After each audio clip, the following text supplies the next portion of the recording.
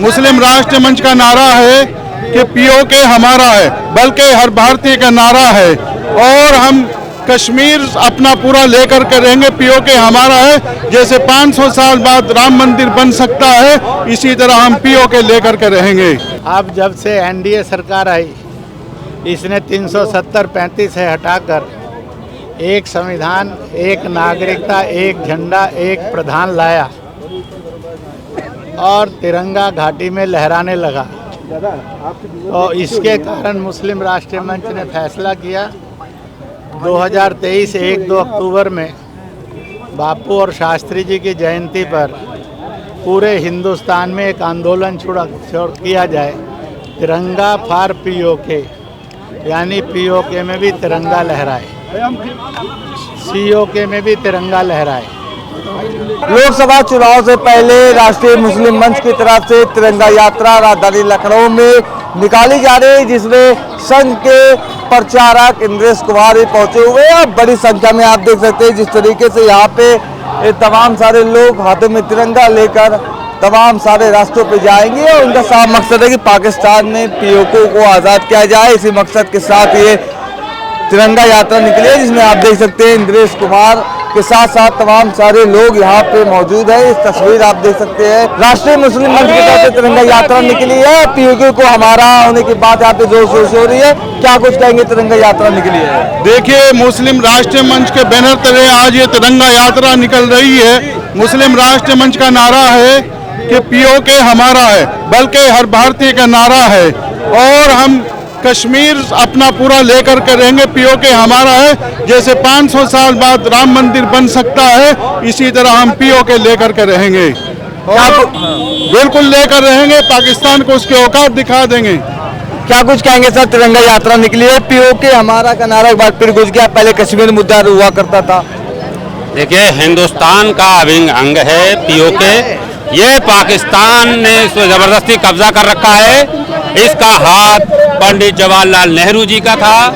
अगर वो चाहते तो हमारा पीओके आज भी हिंदुस्तान में ही रहता।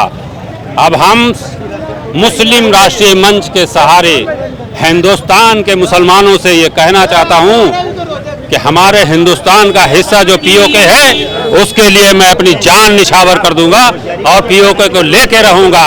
भारत माता की जय। तिरंगा यात्रा में शामिल हुए पीओके की लेकर एक बार फिर आवाज बुलंद होने लगी है। क्या कुछ कहना चाहेंगे? देखिए, हम चाहते हैं जो हमारा अधूरा हिंदुस्तान है उसको पूरा करना चाहते हैं। पीओके में जो हिंदुस्तान का हिस्सा जो मिला हुआ है, हम उसकी आज़ादी के लिए आवाज़ उठा रहे हैं। और मुस्लिम राष्ट्रीय मंच के माध्यम से आरएसएस के जो प्रमुख हैं इंद्रेश कुमार के माध्यम से हम चाहते हैं कि हमारा जो अधूरा हिंदुस्तान है उसको हम पूरा करना चाहते हैं। इसीलिए यहाँ पे नारा दिया जा रहा है कि जो कुछ हिंदुस्तान है उसको जो है आज़ाद कराया जाए। भारत माता की, भारत माता की। क्या लगता है फिर मुद्दा बनने वाला है, पीओके को लेकर सियासत गरमाएगी?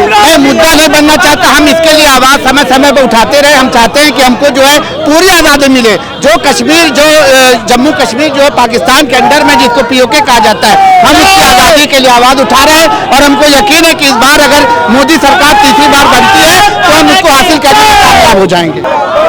मुस्लिम राष्ट्रीय मंच का नारा है कि पीओके हमारा, मतलब अब पीओके को लेकर भी आवाजें बुलंद होने लगी है और राजधानी लखनऊ में ये तिरंगा यात्रा निकाली गई है। आप तस्वीर में साफ देख सकते हैं बीजेपी के अल्पसंख्यक मोर्चा के प्रदेश अध्यक्ष के साथ इंद्रेश कुमार और तमाम सारे लोगों को आप देख सकते हैं।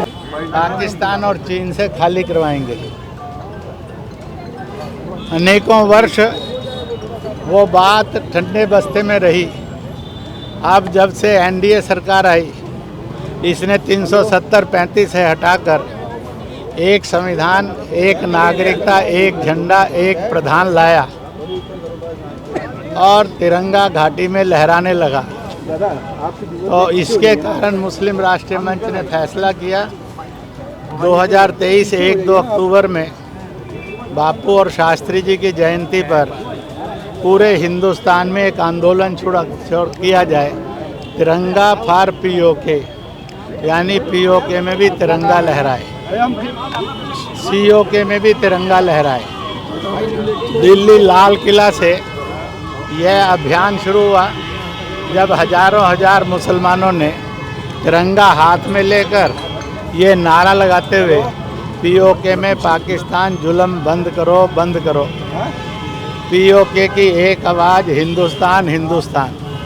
भारत की संसद की एक ललकार, पीओके हमारा है। भारत माता की जय। पूरे का पूरा जम्मू कश्मीर हमारा था, हमारा है, हमारा ही रहेगा।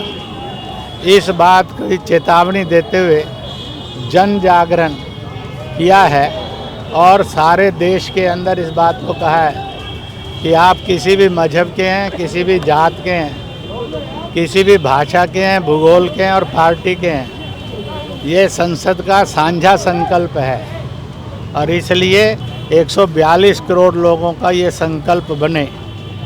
प्रेस ने जगह जगह पर ये आश्वासन दिया कि हम इसको एक मिशन के रूप में इतनी दूर तक ले जाएंगे कि यह सपना भी साकार हो। हम नहीं चाहते कि इसमें ब्लड बहे। जैसे राम मंदिर के निर्णय के बाद ब्लडलेस सारा रहा और आतंक, हिंसा और नफरत से भी दूर रहा, दंगों से भी दूर रहा, शांतिपूर्ण हो गया।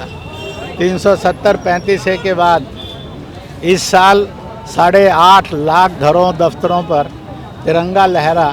लाखों लाख जनता ने उस तिरंगे को जम्मू कश्मीर में लहराया। तो ये हुआ। ऐसे ही ब्लडलेस यह मर्जर हो और भारत अपनी अखंडता की तरफ बढ़े, इस बात को सुनिश्चित करने के लिए तिरंगा यात्रा का कार्यक्रम है। मैं आज लखनऊ आया, मुझे निमंत्रण था मुस्लिम राष्ट्रीय मंच का, तो मैं उसके लिए इसमें सम्मिलित हुआ। मुस्लिम राष्ट्रीय मंच को बहुत बधाई देता हूं और पत्रकारों को भी मैं अपना प्रणाम देता हूं कि वह इस सारे आंदोलन को जन तक पहुंचाने में मदद कर रहे हैं। उनका ये राष्ट्रीय कर्तव्य है, सदा इतिहास में स्वर्णिम पृष्ठों में लिखा जाए। जिस तरीके से ये तिरंगा यात्रा निकली है, अपने आप में एक बार फिर पाकिस्तान का जो पीओके है उसको लेकर एक बार फिर आवाज़ बुलंद होने लगी है। देखना होगा जिस तरीके से लोकसभा चुनाव में जहां कश्मीर एक बार मुद्दा गरमाया था, तो क्या पीओके भी आगामी लोकसभा चुनाव में मुद्दा बनने वाला है। लखनऊ से कैमरा पर्सन आयुष सोनी के साथ इरफान रिजवी, द लीडर हिंदी।